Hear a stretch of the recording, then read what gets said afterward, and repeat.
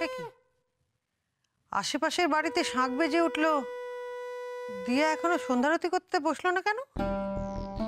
বিপিন, যাও তো তোমার মা জননীকে ডেকে নিয়ে এসো। হ্যাঁ হ্যাঁ যাচ্ছি মা। মা জননী কি বাড়িতে ফিরেছে নাকি মা, যে বিপিন দাওকে ডেকে নিয়ে আসবে? তুমি কি বলতে চাইছো নিহার? সন্ধ্যা হয়ে এলো, দিয়া এখনো বাড়িতে ফেরেনি? বাড়িতে ফিরলো না শুধু না, একটা ফোন করে জানাবার প্রয়োজন বোধটুকুও করলো না মাধবী। আসলে হসপিটালের ব্যাপার তো, ওসব কি অত সহজে মেটে মা? তাছাড়া অ্যাক্সিডেন্ট যখন, তার মধ্যে তো পুলিশের হাঙ্গামা থাকবে। আর্যর এসব হাঙ্গামার মধ্যে নিজেকে জড়ানোর যে কি প্রয়োজন সেটা আমি বুঝতে পারছি না। বাইরের কোথায় কখন কি ঘটছে না ঘটছে সেদিকে ছেলের নজর আছে, কিন্তু বাড়ির কোনো বিষয়ে তার নজর নেই। আচ্ছা, পুরুষ মানুষদের কি বাড়ির উপর অত নজর থাকে মাধবী? সেটা তো বাড়ির বউদের থাকা উচিত, তাই না?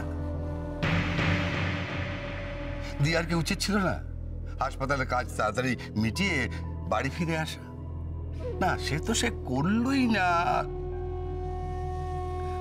নিহার, তুমি আমার একটা কথা বলো তো, যে মেয়েটার অ্যাক্সিডেন্ট হয়েছে সে মেয়েটা কি আর্য না দিয়ার পরিচিত কেউ? আমি কি করে বলি বলো তো বাবা? অবশ্য দাদা ভাইয়ের পরিচিত না হলে তাকে তো এতক্ষণে হসপিটালে অ্যাডমিট করে চলে আসা উচিত ছিল। আমি বুঝতে পারছি না এত কেন লেট হচ্ছে। সত্যি আর্য দিয়াকে নিয়ে বাড়ি থেকে বেরিয়ে যাওয়া মানে গোটা পরিবারের এবারে দুশ্চিন্তা, বুঝলে মা?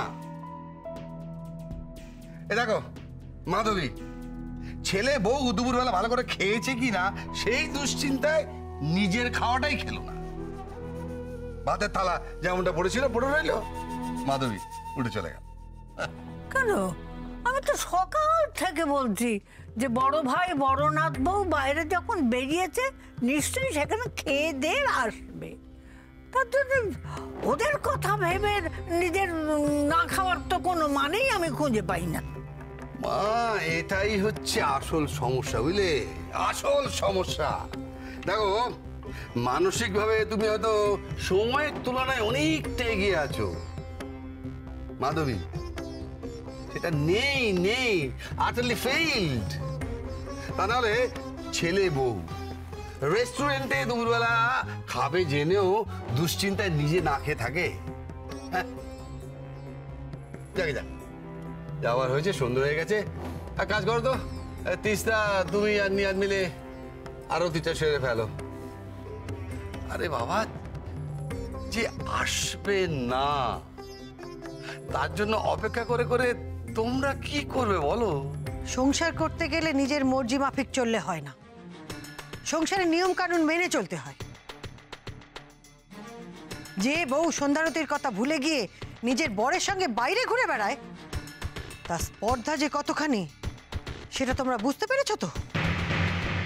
আজ আসুক দিয়া, এর একটা হেস্তনেস্ত আমি করেই ছাড়বো।